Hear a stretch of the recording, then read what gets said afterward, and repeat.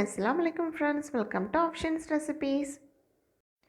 எல்லாருக்குமே ரொம்ப பிடிச்ச ஃபேவரட்டான ஐஸ்கிரீம் ரெசிபி தான் இன்றைக்கி நம்ம வீட்லேயே எப்படி ரொம்ப சிம்பிளாக செய்கிறதுன்னு பார்க்க போகிறோம். இந்த ரெசிபிக்காக நம்ம எடுத்திருக்க ரொம்ப முக்கியமான பொருள் whipping cream. 500 millilitre whipping cream எடுத்திருக்கேன். அதை ஒரு ஹேண்ட் பீட்டர் வச்சு நம்ம பீட் பண்ணிக்கலாம். மீடியம் ஸ்பீடில் 2 நிமிஷம் நம்ம பீட் பண்ணதுக்கப்புறமா வனிலா எசன்ஸ் சேர்த்துக்கலாம். 1 ஸ்பூன் அளவுக்கு சேர்த்துக்கோங்க.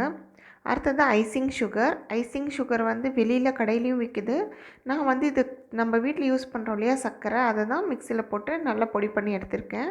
அந்த சர்க்கரையை தான் நான் இது கூட சேர்த்துக்கிறேன். கொஞ்சம் ஈஸியாக செய்கிறோம், மிக்ஸ் ஆகும். ஸோ அதனால் இப்படி அரைச்சி யூஸ் பண்ணிக்கோங்க. ஐஸ்கிரீம் செய்ய ஸ்டார்ட் பண்ணுறதுக்கு முன்னாடி இந்த பவுலையும் ஹேண்ட் பீட்டரோட பிளேட்ஸையும் ஒரு ½ அன் ஹவருக்கு ஃப்ரீசரில் வச்சு எடுத்து யூஸ் பண்ணுங்கள்.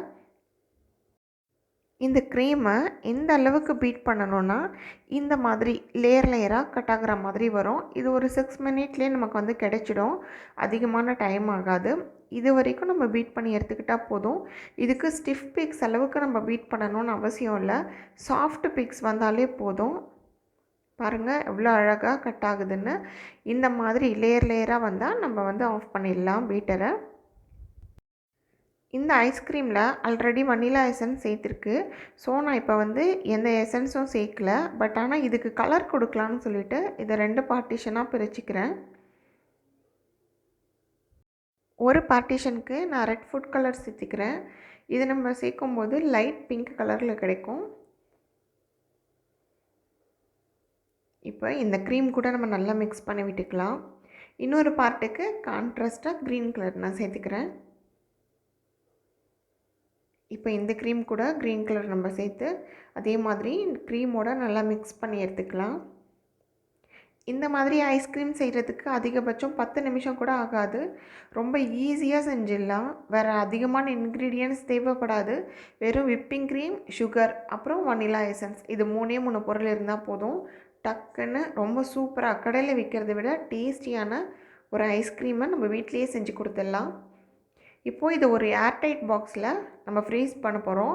ஸோ ஃபஸ்ட்டு நான் 2 லேயராக வரணுன்றதுனால அடியில் பிங்க் கலரை நான் ஸ்ப்ரெட் பண்ணிக்கிட்டேன்.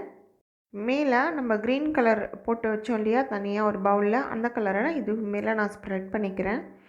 இது ஸ்ப்ரெட் பண்ணிவிட்டு இதை நல்லா காற்று போகாத மாதிரி மூடி வச்சிடணும். நான் அதுக்காக இப்போ அலுமினியம் ஃபைல் போட்டு க்ளோஸ் பண்ண போகிறேன். கிளிங் ஃபிலிம் இருந்தால் நீங்கள் அதை போட்டு கூட மூடிக்கலாம். பாக்ஸ் மூடி வச்சிடலாம். மூடி வச்சு இது ஒரு 8 மணி நேரத்துக்கு ஃப்ரீஸ் பண்ணிவிடுங்க. நான் இது ஃப்ரீஸ் பண்ணி நெக்ஸ்ட் டே தான் எடுத்தேன். 8 மணி நேரத்தில் நீங்கள் எடுத்திங்கன்னா நல்லா நம்ம ஸ்பூன் வச்சு எடுத்து சாப்பிட்ற ஸ்டேஜில் இருக்கும். இது நான் 1 டே ஃபுல்லாக ஃப்ரீஸ் பண்ணதுனால நல்லா ஃப்ரீஸாக இருக்குது. ரொம்ப சூப்பராக ரொம்ப டேஸ்டியாக இருக்கும். நீங்கள் வீட்டில் கண்டிப்பாக விப்பிங் க்ரீம் கிடச்சா ட்ரை பண்ணி பாருங்கள். நம்ம ஐஸ்கிரீம் எவ்வளோ சூப்பராக ரெடியாகி வந்திருக்குன்னு சொல்லிட்டு. இந்த ஐஸ்கிரீம் ரெசிபி உங்களுக்கு ரொம்ப பிடிச்சிருக்குன்னு நினைக்கிறேன். இது உங்களுக்கு பிடிச்சிருந்தா லைக் பண்ணுங்கள், ஷேர் பண்ணுங்கள். ஆப்ஷன்ஸ் ரெசிபீஸ்க்கு மறக்காமல் சப்ஸ்கிரைப் பண்ணிவிடுங்க. Thank you friends.